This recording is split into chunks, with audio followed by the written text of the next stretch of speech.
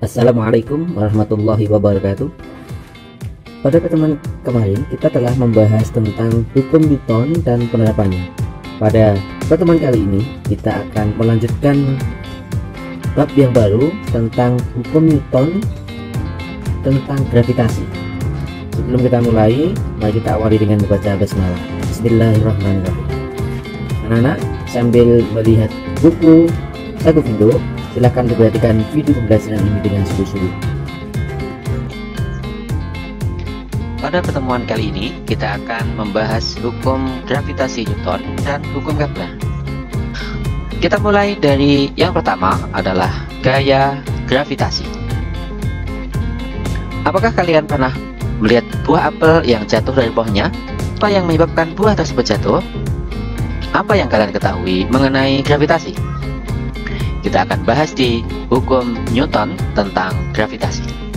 Gravitasi adalah gejala yang muncul pada interaksi antara dua benda bermassa, yaitu berupa gaya tarik-menarik. Hukum Newton menyatakan hukum gravitasi yang berlaku di seluruh alam semesta. Setiap partikel di alam semesta ini selalu menarik partikel lain dengan gaya yang besarnya berbanding lurus dengan massa partikel-partikel itu dan berbanding terbalik dengan kuadrat jaraknya. Demikian itu adalah bunyi dari hukum Newton tentang gravitasi yang dirumuskan dengan F sama dengan G M1 M2 dibagi dengan R kuadrat. Sehingga bila ada benda bermassa M1 dan benda bermassa M2 berada pada jarak R, maka akan mengalami gaya tarik-menarik sebesar F. Dengan M1 dan M2 adalah massa masing-masing benda dalam kilogram, R adalah jarak antar pusat kedua benda, dan G adalah tetapan gravitasi umum yang dalam satuan sistem internasional bernilai 6,67 kali 10 pangkat 11 Newton meter kuadrat per kilogram. Suatu benda yang bermassa M yang terletak di permukaan bumi mendapat gaya gravitasi bumi, di mana jarak benda tersebut terhadap pusat bumi adalah sama dengan jari-jari bumi R. Jika bumi adalah M, maka gaya gravitasi bumi terhadap benda bermassa M di permukaan bumi adalah F sama dengan G M kecil kali M besar dibagi dengan R kuadrat. M kecil adalah massa benda dan M besar adalah massa bumi. Bagaimana jika suatu benda dipengaruhi oleh dua buah gaya gravitasi atau lebih? Perhatikan contoh soal yang ada di buku Pintar Belajar Fisika Saku Vindo, contoh soal nomor 2.6 halaman 266. Bila ada benda bermassa M1, bermassa M2 dan bermassa M3, maka M1 dan M2 akan mengalami gaya tarik-menarik yang bernilai F12. F12 ini melambangkan gaya yang dialami oleh M1 karena pengaruh M2, dan M1 mendapatkan pengaruh gaya gravitasi dari M3 yang disimbolkan dengan F13. Karena ada dua gaya gravitasi yang mempengaruhi, maka resultan gaya yang bekerja pada benda ini dihitung berdasarkan penjumlahan vektor, sehingga F sama dengan F12 ditambah dengan F13. Karena penjumlahan menggunakan vektor, maka kita bisa menggunakan persamaan dalil kosinus, yakni F sama dengan akar F12 kuadrat ditambah F13 kuadrat ditambah dengan 2 kali F12 dikali F13 dikali cos theta. Apa yang menyebabkan terjadinya medan gravitasi? Lakukan pengamatan pada tabel 2.1 halaman 268 buku Pintar Belajar Fisika kelas 10 Saku Vindo Kinarya. Ruang di sekitar benda bermassa disebut dengan medan gravitasi. Jadi, medan gravitasi ditimbulkan oleh benda-benda yang bermassa. Sebuah benda yang dipengaruhi oleh medan gravitasi dari benda lain yang bermassa M dirumuskan dengan G sama dengan G besar kali M besar dibagi dengan R kuadrat. Pelajari contoh soal 2.10 dan 2.11 halaman 269 buku Pintar Belajar Fisika semester 2. Bagaimana dengan kuat medan gravitasi atau percepatan gravitasi pada ketinggian tertentu di atas permukaan bumi? Kita perhatikan gambar berikut ini. Bila A adalah benda yang ada di permukaan bumi dan B adalah benda yang berada di atas permukaan bumi. Benda A yang berada di permukaan bumi, maka jarak A dengan pusat bumi adalah sebesar RA yang sama dengan jari-jari bumi.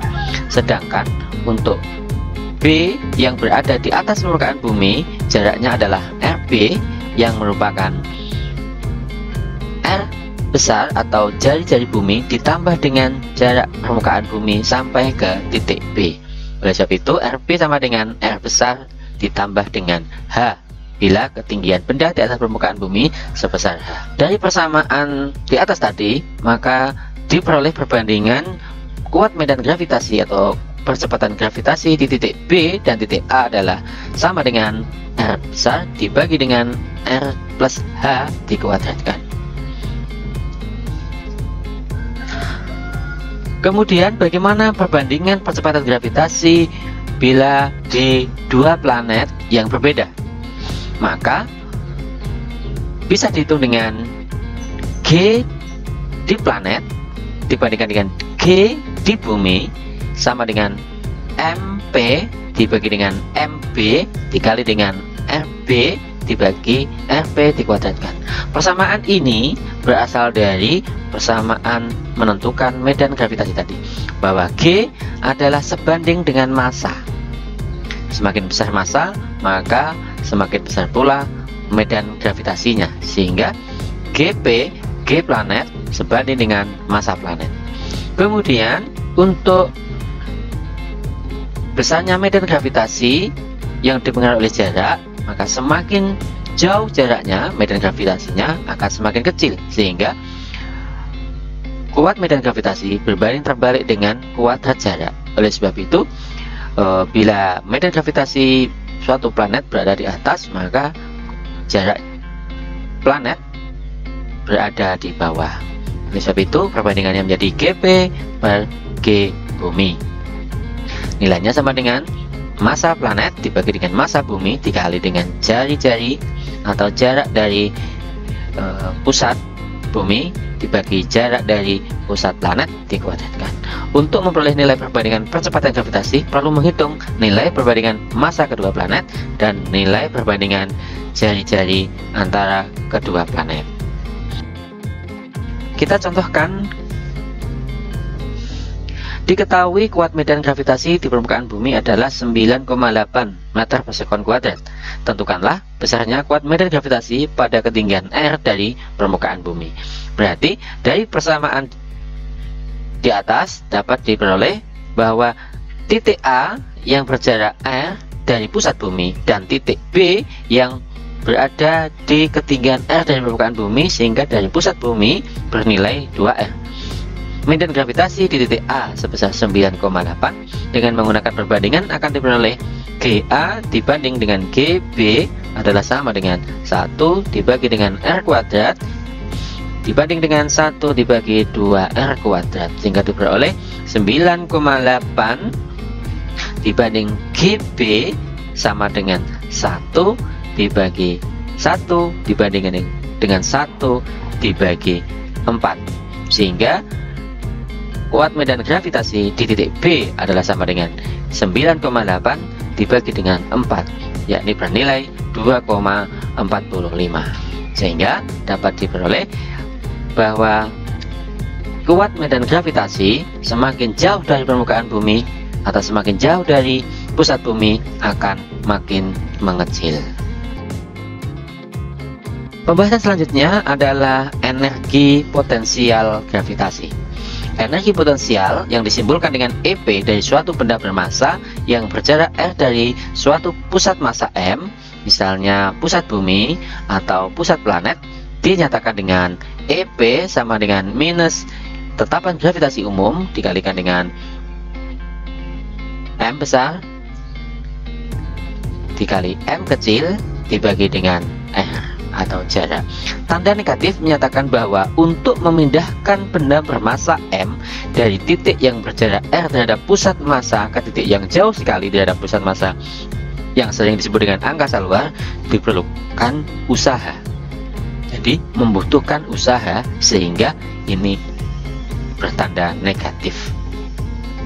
Bagaimana energi potensial dari sistem partikel jika lebih dari 2? Yang mempengaruhi ada 2, maka energi potensial sistem merupakan jumlah skalar dari energi potensial yang dialami masing-masing benda yang dirumuskan dengan persamaan berikut.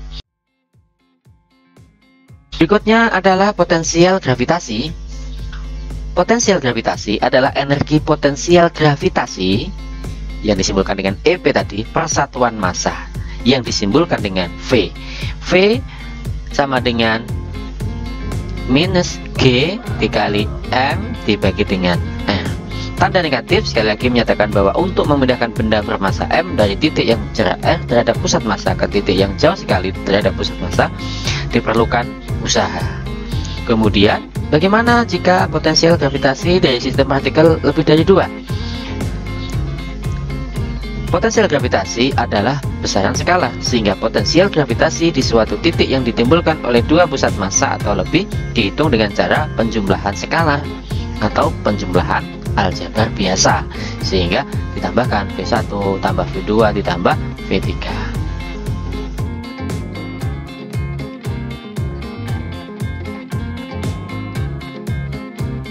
Berikutnya adalah aplikasi hukum gravitasi Newton. Apa penerapan hukum gravitasi Newton? Yang pertama adalah menghitung massa matahari. Pernah terbayang bagaimana menghitung massa matahari? Karena tidak ada timbangan atau neraca yang bisa menghitung massa matahari, maka menghitung massa matahari menggunakan pendekatan hukum gravitasi Newton. Bumi yang bermassa MB yang saya gambarkan ini bergerak dengan kelajuan VB mengitari matahari yang bermassa MM dengan jari-jari orbit bumi adalah RB dan periode revolusi bumi adalah TB. Gaya gravitasi matahari terhadap bumi merupakan gaya sentripetal. Agar bumi tetap pada orbitnya, maka besarnya gaya gravitasi antara matahari dan bumi harus sama dengan gaya sentripetal. Gaya gravitasi yang sudah kita bahas sebelumnya bernilai G kali M bumi dikali dengan M matahari dibagi dengan jarak antara bumi dengan matahari. Harus sama dengan gaya sentripetal yang dialami oleh bumi, yakni massa bumi kali kecepatan bumi mengitari matahari dikuadratkan dibagi dengan jarak antara matahari dan bumi. Dari persamaan tadi bisa dihitung bahwa M matahari atau massa matahari adalah sama dengan kecepatan bumi dikuadratkan dikalikan dengan jarak antara matahari dan bumi dibagi dengan G atau tetapan gravitasi umum, atau bisa dirumuskan dengan massa matahari adalah 4 kali Pi kuadrat dikali jarak antara bumi dengan matahari dipangkatkan 3 dibagi dengan G tetapan gravitasi umum dikali periode revolusi bumi dikuadratkan. Jadi kita tidak perlu mencari neraca atau timbangan untuk menimbang matahari, karena kalau ditimbang jelas tidak mungkin. Aplikasi hukum gravitasi yang kedua adalah menghitung massa bumi. Dengan cara yang sama, bumi yang bermassa MB dan bulan dengan massa MBL mengitarinya dengan kelajuan VBL. Jadi bulan mengitari bumi dengan kelajuan VBL dengan jari-jari orbit bulan RBL dan periode revolusi bulan TBL. Gaya gravitasi bumi terhadap bulan merupakan gaya sentripetal. Agar bulan tetap pada orbitnya, maka besarnya gaya gravitasi harus sama dengan gaya sentripetal, sehingga dengan perhitungan yang sama diperoleh massa bumi sebesar 4Pi kuadrat kali R bulan dipangkatkan 3 dibagi dengan G T bulan dikuadratkan. Aplikasi yang ketiga adalah hukum Kepler. Apakah yang menyebabkan keteraturan gerak planet? Siapa yang bisa menjawab? Johannes Kepler menemukan bahwa lintasan planet mengelilingi matahari sebenarnya berbentuk elips. Ia juga menunjukkan bahwa planet tidak bergerak dengan kelajuan konstan, tetapi bergerak lebih cepat ketika dekat dengan matahari dibandingkan bila lebih jauh.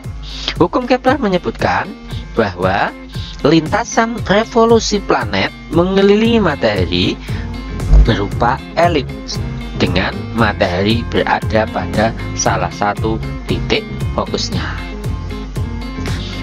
Yang kedua, Kepler mengungkapkan bahwa garis hubung khayal antara planet dan matahari menempuh luas juring yang sama dalam selang waktu yang sama. Oleh sebab itu, dia akan makin cepat bila berada di dekat matahari dan revolusinya akan lambat ketika jauh dari matahari. Hukum Kepler yang ketiga menyebutkan bahwa perbandingan kuadrat periode revolusi dua buah planet sama dengan perbandingan pangkat 3 dari jarak rata-rata kedua planet terhadap matahari, yang dirumuskan dengan T pangkat 2 dibagi dengan R pangkat 3 adalah konstan, dengan T adalah periode revolusi dan R adalah jarak rata-rata antara planet dengan matahari. Atau dapat dirumuskan T1 dibagi T2 dikuadratkan sama dengan R1 dibagi R2 dipangkatkan 3. Untuk menguji pemahaman anak-anak tentang materi ini, silakan dikerjakan uji prestasi mandiri halaman 279 buku pintar belajar fisika kelas 10 Sakuvindo semester 2. Pembahasan berikutnya adalah kecepatan orbit satelit. Telekomunikasi di bumi mengandalkan satelit yang mengorbit. Demikian pula dengan perakiraan cuaca yang diperoleh dari satelit meteorologi sehingga memberikan hasil yang lebih akurat. Untuk keperluan telekomunikasi yang diperlukan adalah satelit orbit geostasioner, sedangkan untuk keperluan cuaca yang diperlukan adalah satelit orbit polar seperti pada gambar di samping.